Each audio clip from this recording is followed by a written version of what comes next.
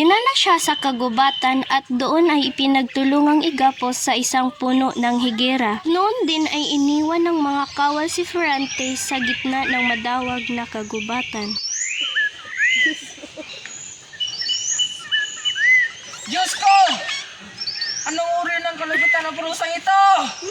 Matagal siyang nanatili sa kalunos-lunos na anyo at nang muli siyang pagbalikan ng ulirat ay mistulang wala ito sa sarili. Laura o aking Laura, malupit sa atin ang kapalaran. Sa puok na ito ay wala akong makitang pag-asa. Kadilim ng kagubatan ito. Dito muna ako mapalipas ng pagod. Ha? Ato nga gis na yun. Talagang gialisto ako. Hawak na mahigpit ang kanyang sandata at nakahanda sa lumang panganib ang gerero nang maulingan niya ang... Ah! Ah! Naklolo! Sino kaya yung humingi ng tulong?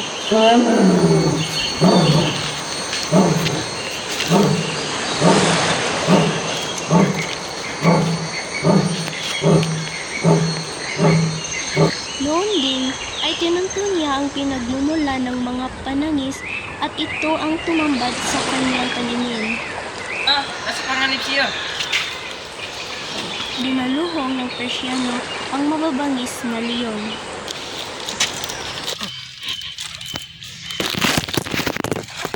Noon din ay mabilis na kinalagad nito si Florante na nawalan ng ulirat. At siya ay maingat na inalalayan ng girero.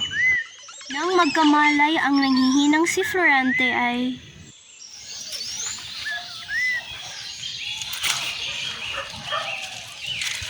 Sino ka?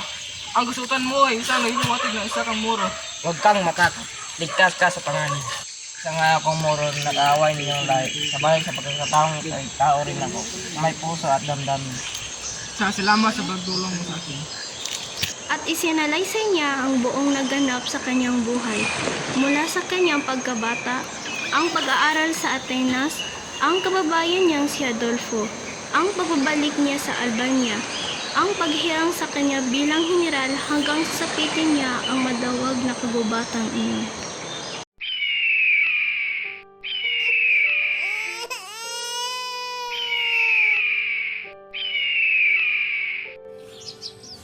Balak kong ipadala si Florante sa Atenas, ang lungsod ng walang hanggang karunungan.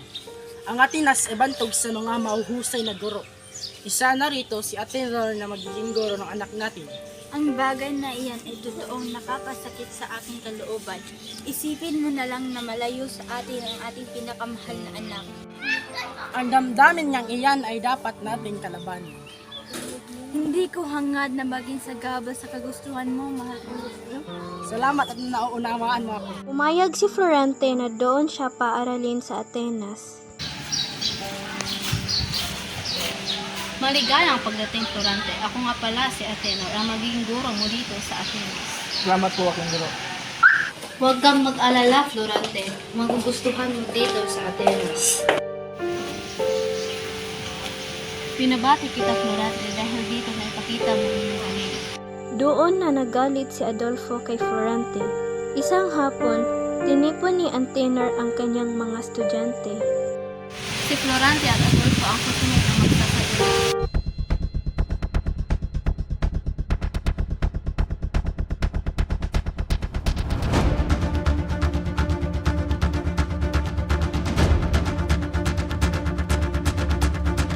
Ano ba? Itigil mo na yan!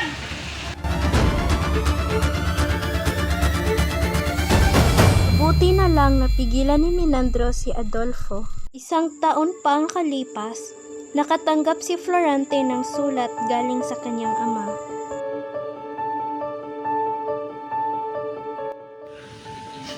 Aking ina, hindi lang man tayo nagsama ng matagal. Aking guro, paalam na po. Florante, palagi mong tatandaan, kailangan mong maging maingat kay Adolfo. Salamat po aking guro, hindi ko po yun makakalimutan.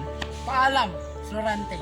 So, mas mabuti pang samahan mo si Florante sa Albania. Maraming salamat, aking guro. Umuwi si Florante sa Albania kasama si Minandro. Nakatanggap si Jockey Briseyo ng isang sulat mula kay Haring Lenceo.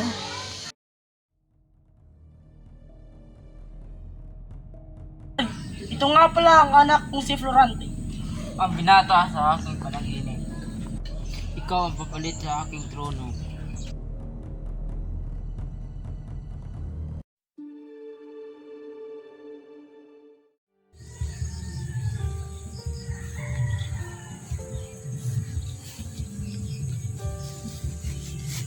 Mahal kong hari, pwede po bang malaman ang pangalan ng iyong binibini?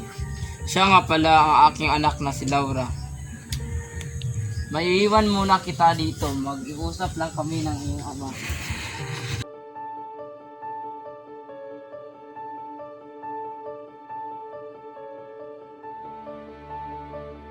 Magandang umaga sa iyo, binibini.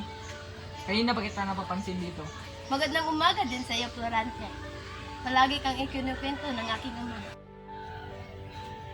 Sana makilala ba kita ng lubusan? Gayon din sa iyo. Ngunit ilang araw na lang ay alis ka na. Oo nga, halika na at magsisimula na ang piging. Laura, Mag-iingat ka sa digmaan.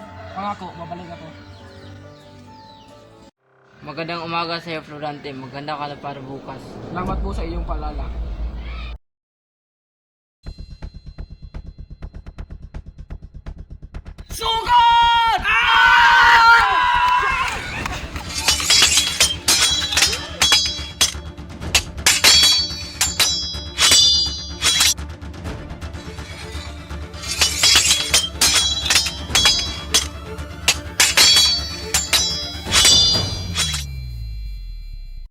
Nagtagumpay sila Florante sa digmaan. Nabalitaan din niya na dinakip si Haring Linceo kaya iniligtas niya ito. Pasensya ka na pero kailangan mo ulit makipaglaban.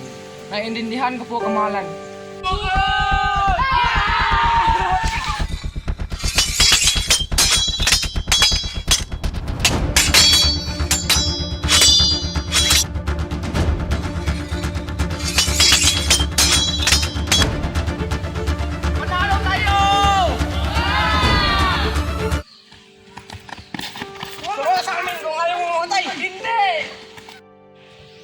At doon niya ako ginapos at tinapon.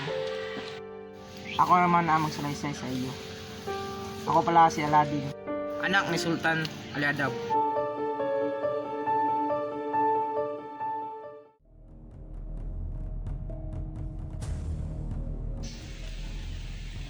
Clarina, sumama ka sa akin. Ayoko sumama sa iyo. Kung hindi ka sumama sa akin, papatayin ko si Aladdin. Oo, sasama ako sa iyo pero huwag mo sasaktan si Aladdin. At ang masahol pa doon, inago ng aking ama ang aking kasintahan na si Florida.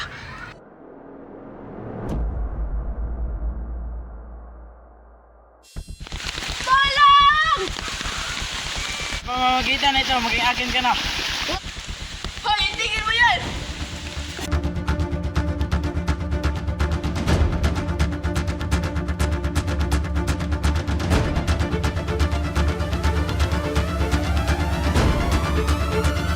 Sino kaya yun? Sige, pusa natin! Florida! Laura! Aladdin! Durante!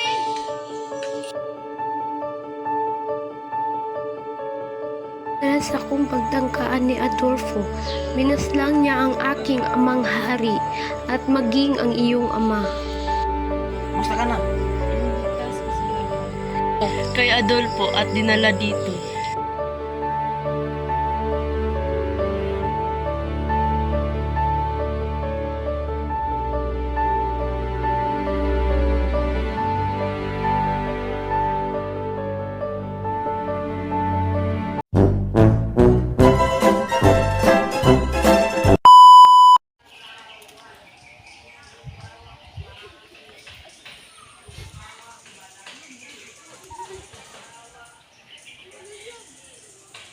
Diyos ko! Anong uri ng kalibutan ng parusang ito?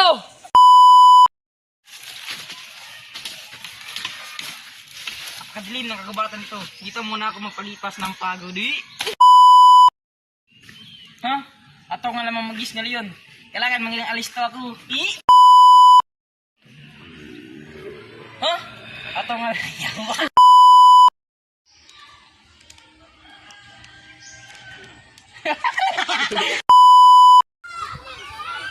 Now, ang damdamin niyang iyan ay dapat natin kalabanin. Hindi ko hangad na maging sagaba sa kagustuhan mo, mahal ko. Wala ka guys ganyan.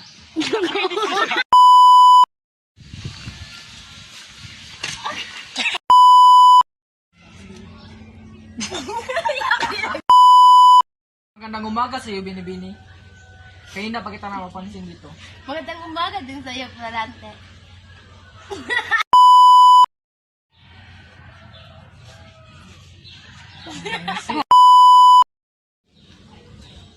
Laura, Mag-iingat ka sa digmaan. pangako, babalik ako.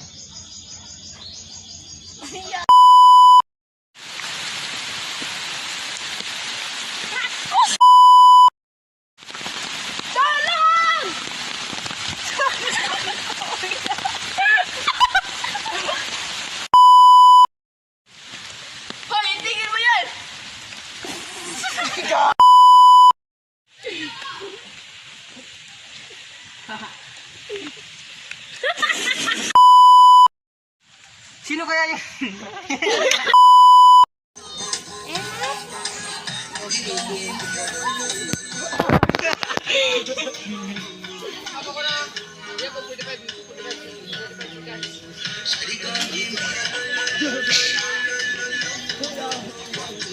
Wala!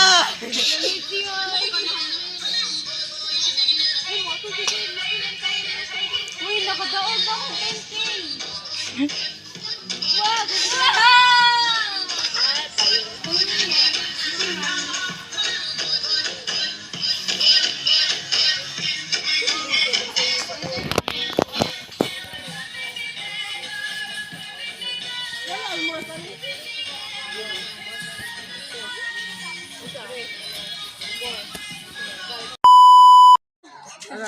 Hug ni Lord.